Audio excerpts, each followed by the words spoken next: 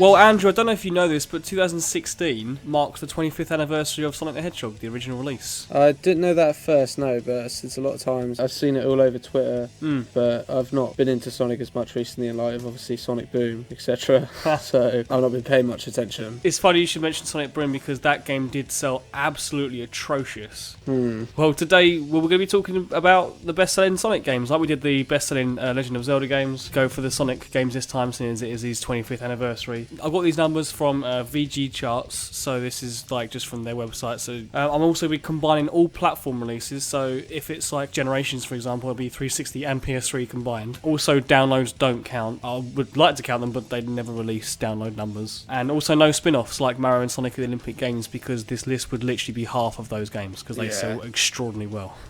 Yeah, anyway, let's go straight into number 10, which has sold 2.76 million copies, and that is Sonic and the Secret Rings for the Wii. I like that game. Yeah. I don't. You don't like it? No. I hate the controls. I remember when I first played it when it first came out, and I was just like, yeah, it's alright. It visually looks pretty cool. It feels good at the first cut levels, but then jumping and trying to do some of the platforming, Yeah. No, I do see what you mean. Some of the controls don't always work, but I liked it. Especially when you consider around the same time, obviously, next-gen systems, so PS3, 360 got Sonic the Hedgehog. Yeah. The Wii was slightly better off. I would definitely say it's better than that game. It's definitely more polished, put it that way. Presentation-wise, it's really good. I mean, still the voice acting's a bit iffy because it's still the 4Kids cast. It's still sort of some awful writing here and there. Yeah, exactly. I was really disappointed that the storybook style sort of got stopped short, because I kind of liked that, honestly. They were planning to like do a whole sort of sub-series, weren't they? But after Black Knight, I think got sort of panned and didn't. I don't know if it sold too well. It sold okay. Actually, no, it sold 1 million. And they just sort of stopped it without any future. Got critically panned more than Secret Rings. I like Secret Rings. It wasn't amazing. The multiplayer was awful. Oh yeah. Like the multiplayer was absolutely abysmal. It made Mario Party look like the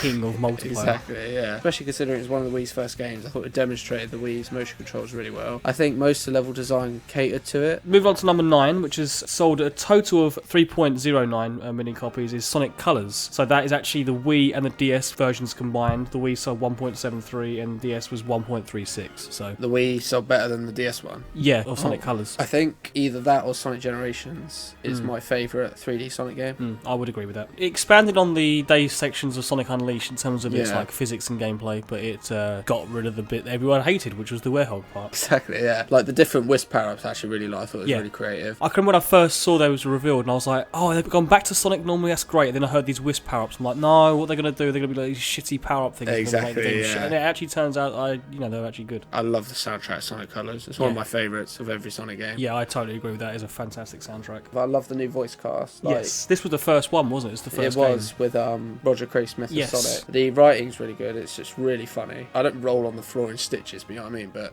it makes me laugh compared to like some of the painfully awful dialogue in some of the older games. Yes. With like Jason Griffith and like look at the story in like Sonic the Hedgehog in 2006 one. Yep. Compared to that, how just laid back, casual and funny it is.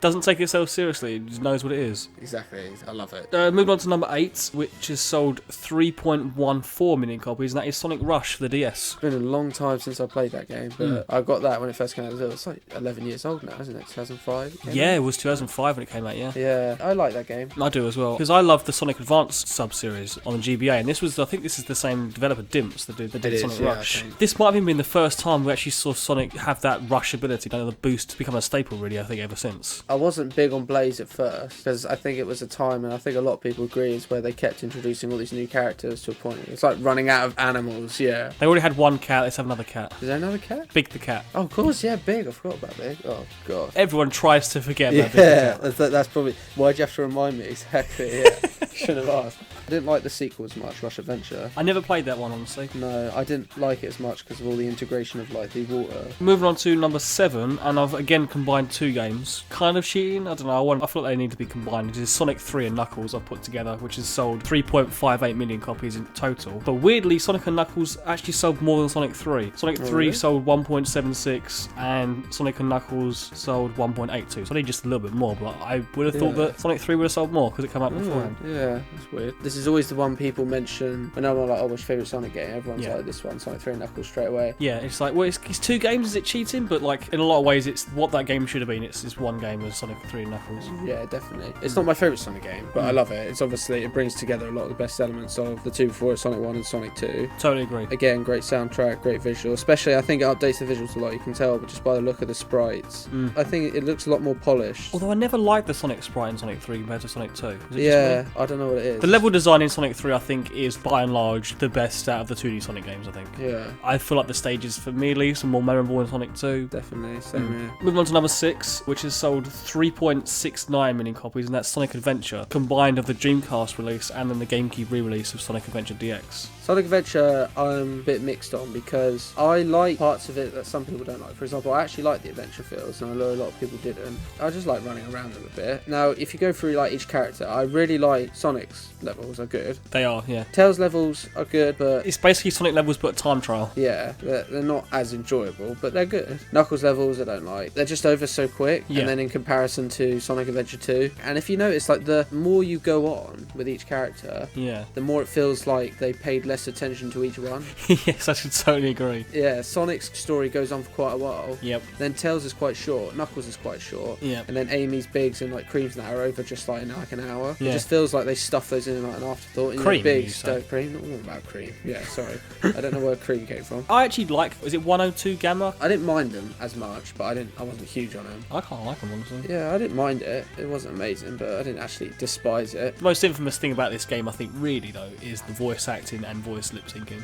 Oh, God, yeah. Like Sonic's facial expressions and some of as the he moves his cutscenes. mouth, yeah. It's fucking awful. It's so funny, though. It is. Like, when I think at one point he's like, whoa, and his mouth. Watch out, Tails, you're gonna crash! Ah! Yeah, and his, like, wheels, like, go outwards, Yeah. don't they, or something? And then afterwards, I think he says, like, oh, what am I going to do with you, or whatever. And I was like, Yeah. You know, Tails has just, like, crashed and He's crashed an airplane, Sonic. could have died and be seriously injured, and he's just like, what am I going to do with you, Tails? Okay, so moving on to number 5, which I think is probably one of the most polished Sonic games, and that is Sonic Generations with 4.12 million copies sold. Again, that's combined of PS3, 360, 3DS, and PC. I don't actually have a PS3 myself, my brother did, and that was, I actually bought that and played it on his PS3, Sonic Generations, when it came out, because when I saw a trailer for it, I was like, whoa, that looks amazing. I really want a sequel to that game. I don't think whatever the new Sonic game is going to be, I don't think it will be that, but I always thought just make Generations 2 and have other levels from the other games. Exactly, that's what I was thinking. It's like, where is it? And then why are you making shit like Sonic Boom and all that? Generations as a whole, I'm always tossing up between that and Colours, if whether it's my favourite 3D Sonic game. I would probably edge Generations. I think it's purely the nostalgia part of them levels is what's making me prefer those levels overall. I just playing City Escape remade in HD was like, it's amazing. It was so cool to play that, and then Truck Scene happens again, and then it's like Truck is on steroids. Yeah. with the chainsaws coming out the front. Like, what the fuck? This is awesome. This is the way that you remake your levels. Yeah, I love Chemical Plant as well. Chemical Plant's amazing. Like, I just love the music in Chemical Plant. The story, like, again, it doesn't take itself too seriously, but I like the way it brings all the characters together. It's quite charming. Yeah, I totally agree with that. Moving on, number 4, which has sold 4.34 million copies, which is the original Sonic the Hedgehog. Again, this is just the Mega Drive release. What is there to say about the original Sonic the Hedgehog? Yeah. Like, he came out so long ago, it's set like the bar for the character, I guess. Yeah, and it's really hard.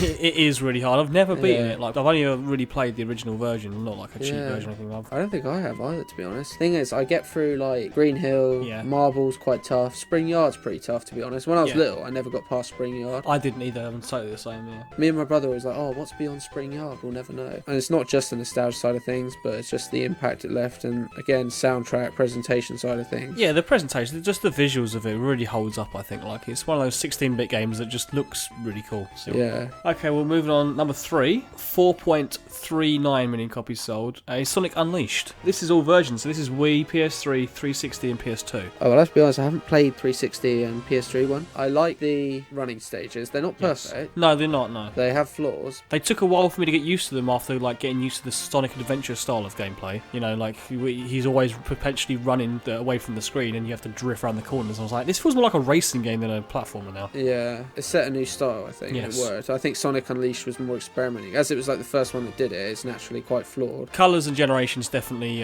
perfected that formula. Yeah. But yeah, Werehog is dreadful. Some people said Werehog was better in the Wii version than it was in the 360 PS3 versions. Yeah, they weren't awful. They were just boring. Yeah, they were just like monotonous. Like the running stages would last last like 2 minutes. The Werehog stages would last like 10, and it's just like, yeah. I want to move on. Exactly, and one of the big problems is that you use obviously the Wii Remote nunchuck, and it's just constantly waving non-stop. Well, I use the GameCube controller instead, which you can use. Eventually, yeah, that's what I just did. It was just... all you end up doing is just mashing the L and R buttons. I'm like, this isn't fun.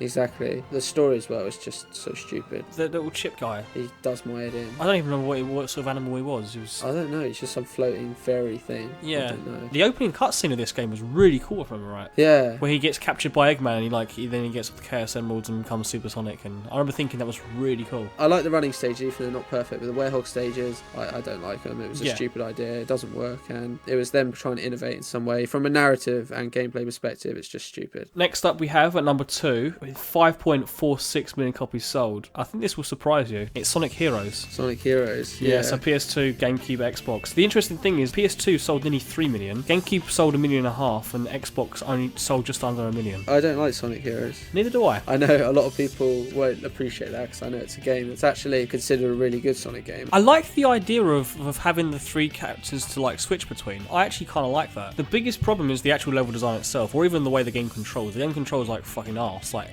so slippery with the controls. Or how you get to a section and then all of a sudden a door appears and you got to defeat these enemies to get past the next section. I'm like, why? Like, this is the first Sonic game that brought in like the life bar system that would come above the enemy's heads. I hated it. They carried it over for the next couple of games and I'm just like, this is awful. Go back to Sonic Adventure style. Yeah. And there's loads of little sections where like you have like ramps and you go around a bend and the controls will just throw you off the edge and you're like, I'm holding left but it's banking left, but my character just careening off the right. I just feel like you lost all control of characters in a lot of sections. I think that was just the main thing. It wasn't even just atrocious level design or whatever, it's just controls, bad controls. I think I love the soundtrack for it, most part. Some of it's forgettable, but I do actually like quite a lot of the soundtrack. But no, I don't like this game. I know a lot of people do, but no, I don't. Okay, well, finally on to number 1. Can you take a wild guess of what you think it might be? Sonic 2? Yes, indeed, Sonic 2, which has sold 6.03 million copies. I was only saying that because I was like, hang on, why is Sonic 2 not on this list? I was like, oh yeah, it must be number 1 then. Yeah. It's my favourite Sonic game. Always has been since I was little. Exactly the same. From like just technical music, they toned down the difficulty a bit from Sonic 1, but not so much that it makes the game too easy or whatever,